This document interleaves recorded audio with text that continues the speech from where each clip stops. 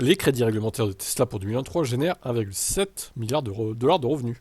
Presque 1,8 milliard du coup.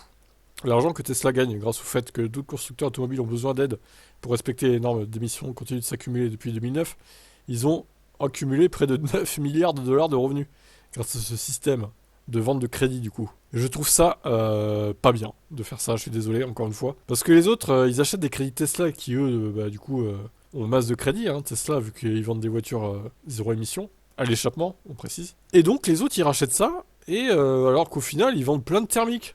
Ils continuent de vendre des thermiques. Mais je trouve ça dégueulasse en fait. C'est quoi ce bordel là? Mettez-vous à la page, conformez-vous aux ventes de VE. Les autres, au lieu de racheter des crédits, je trouve ça abusé de laisser faire ça là. Ce système est pourri quoi en fait, hein. Alors c'est sûr que ça arrange Tesla du coup d'un point de vue financier, mais bon. Éthiquement parlant, c'est pas bien, je trouve, honnêtement, hein. Et pas par rapport à Tesla, hein, par rapport aux autres qui achètent des crédits quoi. Pour plus polluer. Pour moins polluer on va dire.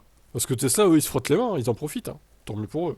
L'ancien directeur financier de Tesla, Zachary Kirkhorn, qui a quitté l'entreprise l'année dernière, a déclaré que les crédits finiraient par disparaître à mesure que d'autres constructeurs automobiles respecteraient les normes d'émission.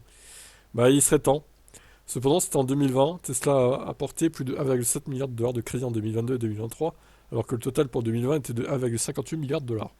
Bien que de nombreux constructeurs automobiles se soient engagés à passer aux véhicules électriques, le chemin a été beaucoup plus difficile qu'on ne l'avait imaginé initialement. Volkswagen et General Motors sont deux entreprises mentionnées dans le rapport qui ont du mal à atteindre leurs objectifs en matière de VE.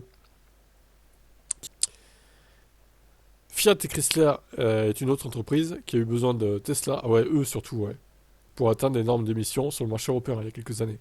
Elle avait pris beaucoup de retard dans l'atteinte des objectifs stricts d'émissions fixés par l'UE, et Tesla avec Fiat Chrysler étaient parvenus à un accord qui regrouperait les émissions, réduisant ainsi la production de CO2 de FCA par véhicule. Bon, maintenant, FCA, ça n'existe plus, c'est Stellantis directement, quoi.